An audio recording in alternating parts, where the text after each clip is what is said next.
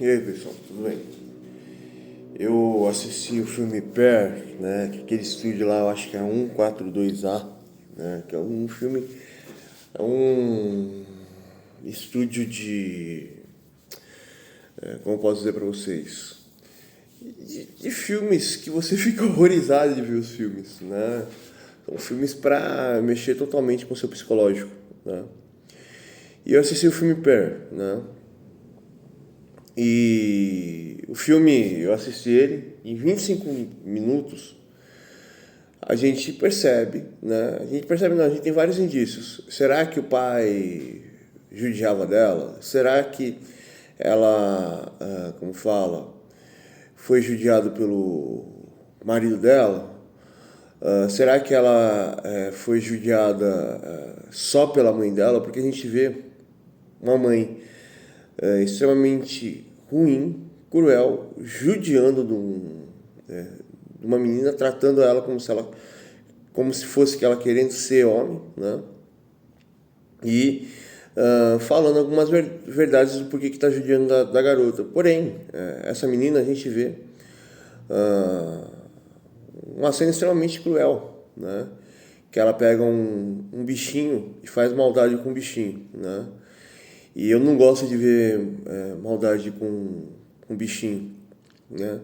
Mas pelo contexto do filme, né? Você fica pensando assim, nossa, vamos ver aqui, né? Depois que ela faz maldade com um bichinho, a gente está vendo, né? A gente percebe que a maldade que ela fez com o bichinho foi para alimentar um bicho que é monstro, né? E esse bicho que é monstro, a gente pensa, será que é o pai? Será que esse bicho que ela está alimentando representa o pai dela, representa a mãe dela, representa o marido dela, né?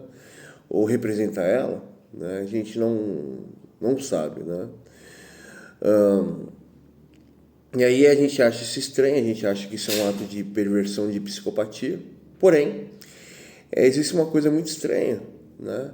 Ela não é manipuladora, né? Não tem as características do psicopata. Ela tem a característica extremamente infantil e a gente vê que a mãe reprime ela excessivamente, né? Aí quando eu vi a repressão que a menina sofria, eu fiquei assistindo para lembrar até me lembrei de outros dois filmes, aquela mãe robô que prendia muito uma menina e uma mãe que deixou a filha numa cadeira de rodas, né? Que é até fatos reais. E eu lembrei da minha mãe, né? Mas a minha mãe não, a minha avó, né? Meu avô fazia muita maldade com a minha mãe e a minha avó também fazia muita maldade com a minha mãe, né? E a mocinha, né? Eu falei assim, que eu escolhi que a minha mãe é a mãe da Per ou a própria Per, né? Que minha mãe, vocês sabem, minha mãe era, eu não sei, né? Mas eu acho que ela era borderline, né?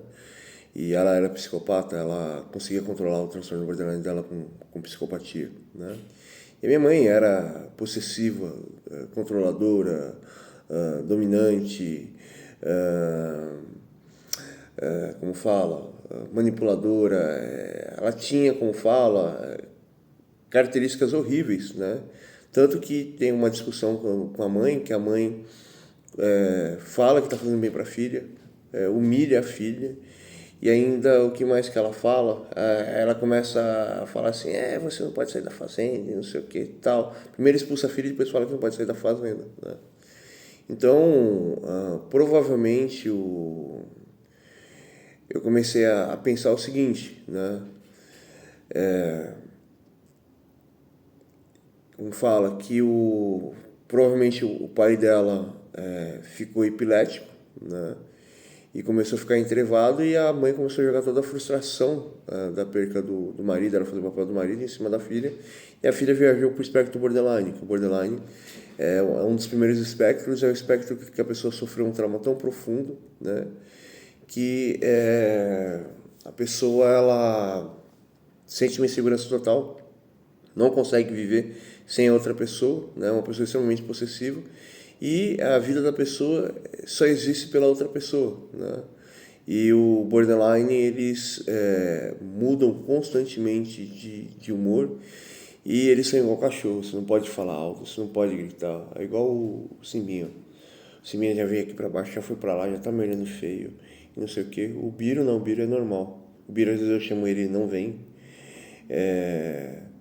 O Biro, como fala, às vezes teima comigo, briga comigo, quer mostrar força comigo e tal. E o Simba não, o Simba ele não desgruda de mim, o Simba é muito estranho, né? Mas o Borderline ele se comporta igual o cachorro, né? Eles são extremamente ligados entre si e ligados com o dono, né? Isso é uma ligação muito forte, né? Tanto que eu acho estranho, eu gosto muito mais do cachorro do que do ser humano, né? Porém, voltando à questão aqui, a gente acha que é borderline, mas antes de a gente chegar nessa conclusão do borderline, até os 25 minutos, a história é totalmente construída. E você perguntar, a primeira pergunta que se faz, quem judiou dessa garota? Né? Quem judiou dessa garota? Foi só a mãe? Né? Aí a gente viu que o pai era entrevado e depois mais pra frente a gente percebe que o marido dela era uma pessoa extremamente manipulada. Até os 25 minutos a gente sabe que ela vive no mundo dos sonhos, ela age igual uma criança, que ela tem um transtorno antissocial, né?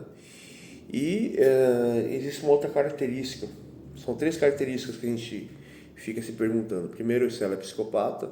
Segundo, se ela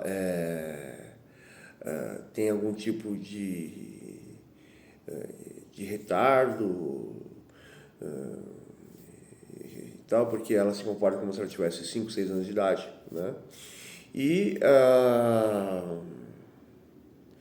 ou se é simplesmente a questão da época, né? Mas depois a gente vê o filme desenrolar, tem uma outra questão que eu não estou conseguindo lembrar, né? Se ela é psicopata, se ela é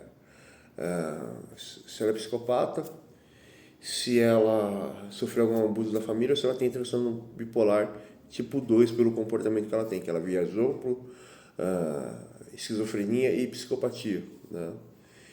E ela não vive a realidade, né? Mas ela, como posso dizer para você, ela, ela é extremamente interessante. Ela, assim, a gente também percebe que a história está totalmente escrita e gravada, né? Aí a gente, o filme é interessante não é descobrir as coisas, mas sim querer entender o que ela tem, qual que é o problema dela, se ela foi judiada, isso, aquilo. E aí ela conhece o moço, né? O moço é um cara permissivo, ele fala que ele é até um boêmio, né? Ela gosta muito daqueles filmes dançados, preto e branco, né? E o sonho dela é ir para Paris para ser uma dançarina em Paris. Paris antigamente era considerado o centro do mundo, né?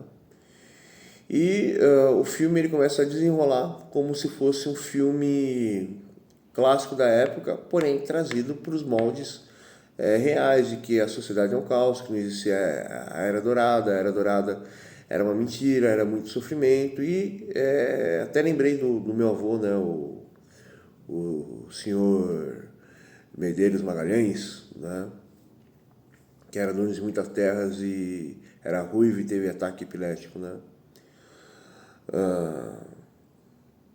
Pamplona ainda, ele tem um sobrenome Pamplona também, né. Aí voltando à questão aqui, né, a gente quer entender o transtorno dela, né, a gente quer entender toda a história do lado mental e a gente vê um filme clássico sendo transformado em um filme realista, né.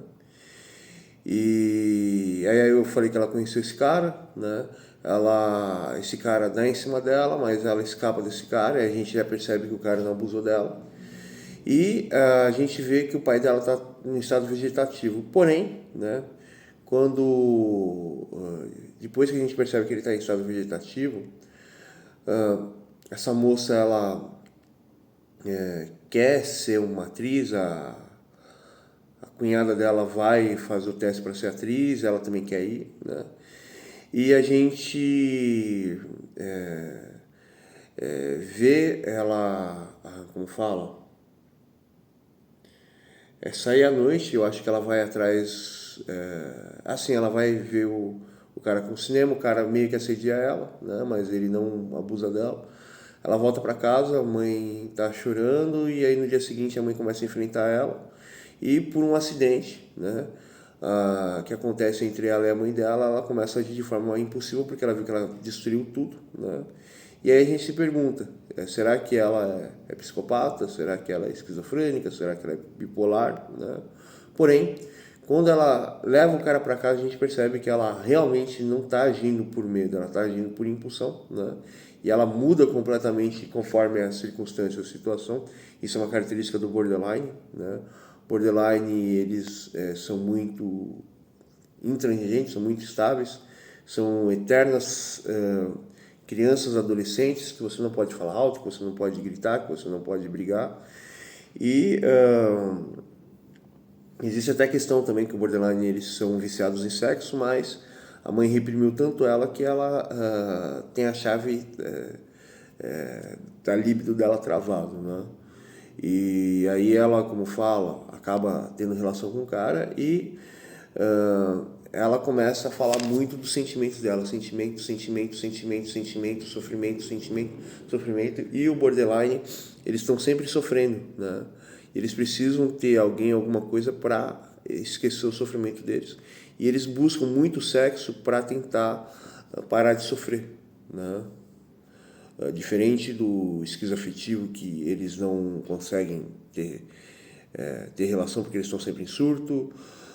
Diferente do, como fala, bipolar, que quando o bipolar entra na fase depressiva, ou ele vai dormir o tempo inteiro, ou ele vai tentar ficar acordado com sexo, né? Mas diferente do borderline, o borderline está sempre precisando fazer qualquer coisa para ter a atenção da pessoa, e eles fazem sexo simplesmente para ter atenção, né? Eles não transam porque eles são infiéis ou por causa disso, daquele, que eles necessitam da existência da outra pessoa para existir. É um transtorno muito triste isso, né? E esse transtorno vem muito pelo abandono do pai, né? Também existe um outro questionamento, né? Que o que acontece?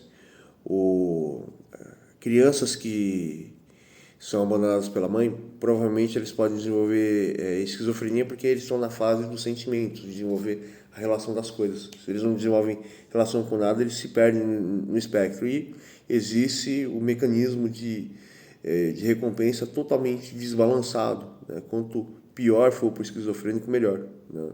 Por isso que o esquizofrênico às vezes tem mania de... né? Se a criança for muito judiada, ela pode viajar, né, para o espectro da esquizofrenia, ou pode viajar para a bipolaridade, ou pode viajar para o borderline. E algumas crianças que são extremamente sodomizadas pela mãe, elas podem ir para o espectro da psicopatia. Quando eu falo sodomizado, é açoitado, xingado, humilhado, espancado, manipulado, a pessoa não consegue ter segurança nenhuma, né? Porém, no desenrolar do filme da Per, a gente notoriamente vê que ela surta com um cara que é cineasta, porque o cara assusta e ela não tem paciência, ela não consegue ter o desenrolar das coisas, não consegue lidar com a conquista, ela quer sempre autoaceitação e afirmação. E a gente vê isso com esse cara cineasta, a gente vê a mudança de humor com a cunhada dela, e a gente vê, como fala, a gente vê quando chega o esposo dela, né, no filme, e a gente vê, né, que ela está sempre mudando de humor, né? E ela não consegue lidar com a realidade, né? Ela está sempre fugindo. Então, como falo, uma história extremamente triste. Sim, tem um detalhe também que eu esqueci. Tem um detalhe que eu acho que tem até o trailer, que ela tá no meio do mato lá, se esfregando em cima de um cara, mas não é um cara, ela tem até algumas alucinações. A gente percebe que ela, como fala, agora eu me lembrei, são três coisas: se ela é perversa, se ela é extremamente infantil, né? Se ela é perversa, não tem como ela ser infantil. E tem um outro detalhe, ela, a partir do momento que ela está se esfregando lá no, esqueci onde tem um monte de milho, plantação de milho, a gente percebe que ela não consegue entender os sentimentos dela, os sentimentos dela são muito intensos, muito extremos, né? E ela tem uma dificuldade de lidar. E a gente até pergunta, será que isso é autismo ou é o borderline? Porque o borderline, eles precisam sempre conter o sentimento deles, né?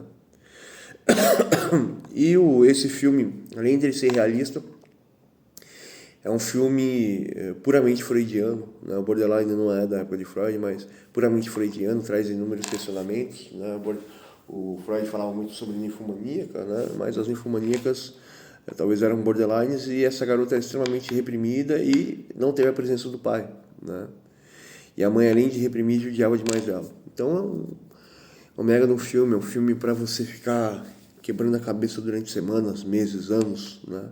Infelizmente, pelo fato de eu ser diferentão, os primeiros 25 minutos eu já tinha montado todo o filme, até comentei, e depois, quando eu vi para onde que o filme foi, ficou claro para mim, a mãe reprimiu e judiou muito, e ela não teve a presença do pai, porque precisa ter um equilíbrio, né? As mães precisam ter a relação do sentimento e os pais precisam dar orientação aos filhos, né? Para que eles sejam fortes, né? O pai para o filho precisa botar um freio no filho, isso não acontece. E o pai para a filha precisa incentivar, né? Porque as filhas não têm a força que o filho tem, né? Precisa ter um equilíbrio. O pai, a mãe mima demais o filho, estraga. O pai mima demais a filha, estraga. O pai judia demais o filho, estraga. O pai libera muito o filho, estraga. A